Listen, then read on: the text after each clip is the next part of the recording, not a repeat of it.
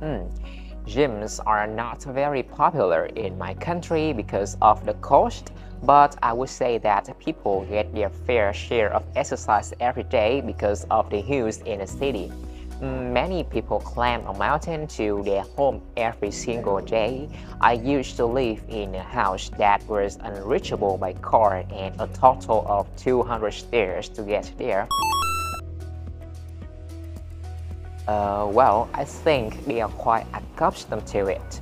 I don't think they would be too keen on going to the gym, but they really enjoy going on mountain hikes.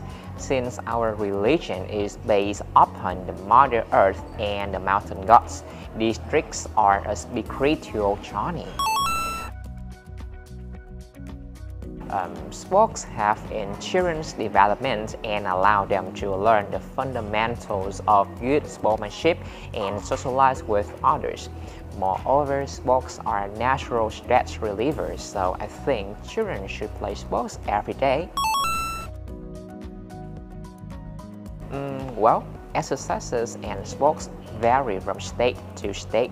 Other state people do not play sport that is popular in one state.